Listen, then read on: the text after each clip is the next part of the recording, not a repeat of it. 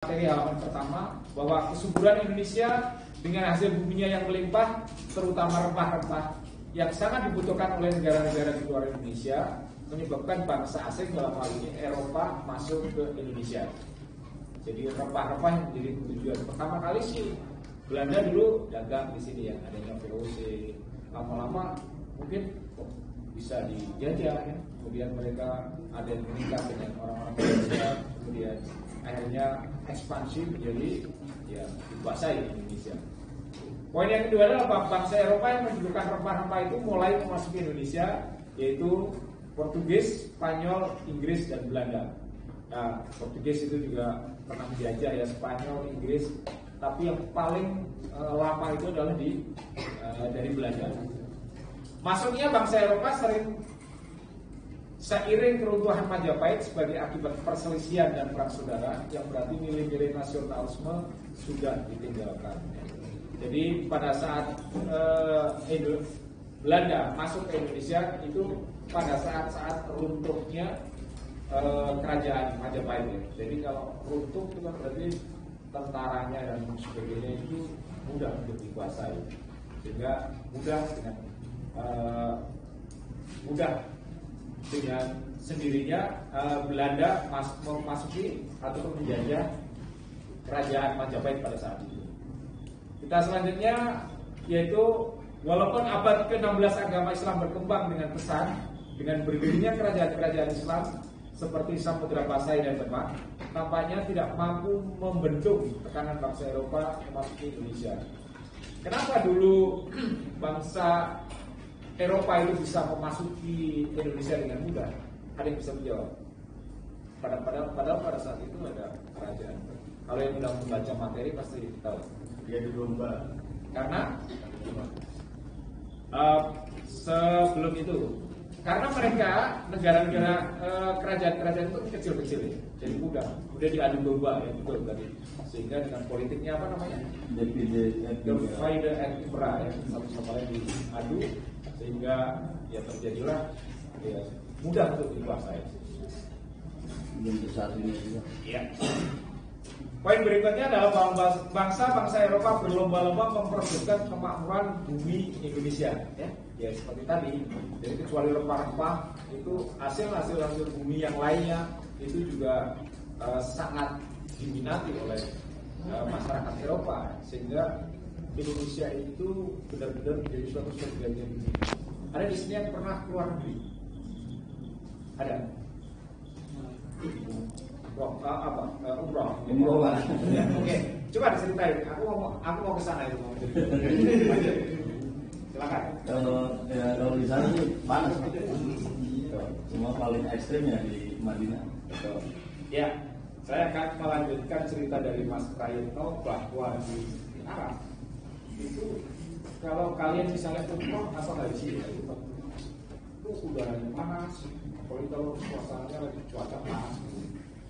Saya haji sudah umroh juga, itu suasananya memang subuh itu 37 derajat subuh gitu itu betapa panasnya.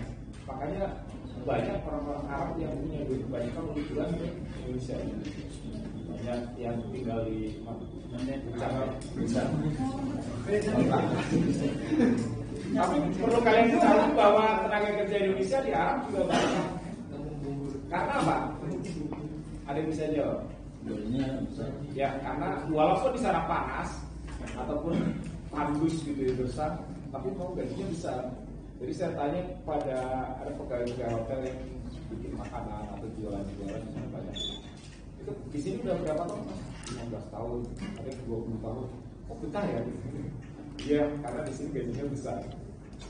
Ya jawabannya seperti itu. Ya memang ending daripada orang bekerja mencari uangnya karena. Jadi walaupun panas ya tidak dilakon saja. Kamu rumahnya gitu. Iya. Karena TKI rumahnya bagus-bagus. Mas Prayitno dari mana asalnya Mas? Kalau ibu Jawa, bapak Jawa. Saya lahir ini. Di Ibu. Kalau ibu Solo, bapak daerah Wonogiri. Daerah sana juga.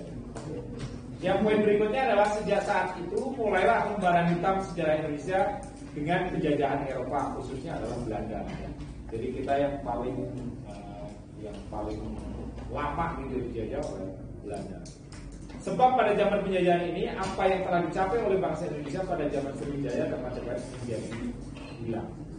Ya, jadi ya udah dijajah ya seperti itu namanya negara dijajah semua harus mengikuti aturan-aturan daripada penjajah.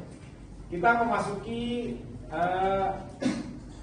sebelum abad ke-20 bahwa tadi yang sudah saya katakan masyarakat Indonesia dalam hal ini pada waktu itu adalah kerajaan kecil sebelum abad 20 itu mereka rata-rata tiap pimpinan daerah pimpinan kerajaan itu ingin memelihara ataupun ingin memajukan tapi daerahnya itu sendiri sektoral namanya ya. Jadi belum bersifat nasional.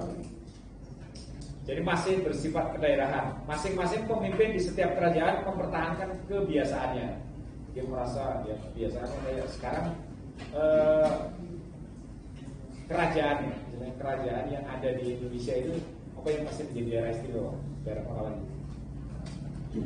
Jogja, terus Aceh. Itu yang masih dan di kewenangan istilahnya menjadi daerah istimewa di Indonesia yaitu Aceh dan Jogja. Kalian tahu kalau pemilihan gubernur itu maksimal berapa periode? Dua. Ya. Tapi kalau di istimewanya di daerah Jogja itu dia tidak ada suatu batasan itu makanya daerah istimewa. Dulu pernah mau di zaman periode presiden sebelumnya mau dibikin juga 2 periode ya. Tetapi masyarakatnya istilahnya protes ya, atau menolak atau meminta kepada pemerintah pusat agar khusus daerah istimewa Jakarta gubernurnya adalah rajanya sampai meninggal itu kata istimewa. Kita lanjut. Namun setelah abad ke-20 sudah bersifat nasional dan perjuangan ditujukan untuk mencapai Indonesia merdeka. Dan munculnya kata Indonesia sebagai identitas bangsa menyatukan berbagai suku, agama dan budaya yang ada di Nusantara untuk bersatu padu mengusir penjajah. Jadi setelah abad ke-20 ya, setelah abad ke-20 itu 1901 itu sudah masuk abad ke-20 ya. Lalu kemudian ada tahun 1908 ada apa pada saat itu?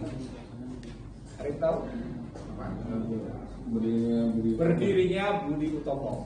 Nah, disitulah cikal bakal masyarakat Indonesia, terutama para pemudanya itu berjuang, ya, bercita-cita untuk Indonesia menjadi merdeka. Ya, walaupun pada saat itu memang dan sampai sekarang ya, bahwa Indonesia itu terdiri dari berbagai macam suku, agama, ras, ya. Kemudian budaya juga berbeda-beda. Oleh karena itu di Indonesia di dalam meningkatkan atau mengembangkan suatu budaya di Indonesia ada dulu Dirjen Budaya, Direktorat Jenderal Budaya yang khusus untuk mengembangkan atau uri-uri kalau bahasa Jawa itu khusus di bidang budaya. Kalau kebudayaan itu apa aja boleh kalian tahu? Budaya yang ada di Indonesia. Tari-tarian, apalagi? Lagu ya. Nyanyi lagu itu juga bisa. Kemudian apa? Oke, lanjut. Apalagi? Upacara adat. Kemudian apalagi? Baju adat ya. Dan masih banyak lagi. Ya, ada lagi yang bisa memberikan contoh? Banyak sekali ya kalau di Sulawesi itu ada budaya apa memotong tebu atau kemudian kalau orang meninggal dibawa ke mana di desa tempat terus dibawa di daerah tertentu. Ya, selanjutnya adalah bertumpu pada pemimpin saja ya. Kita lanjut bahwa sistem kedaerahan itu pada saat itu bertumpu pada pemimpin saja. Jadi one man show kalau rajanya meninggal ya udah rakyatnya jadi ya mudah untuk dijajah seperti itu.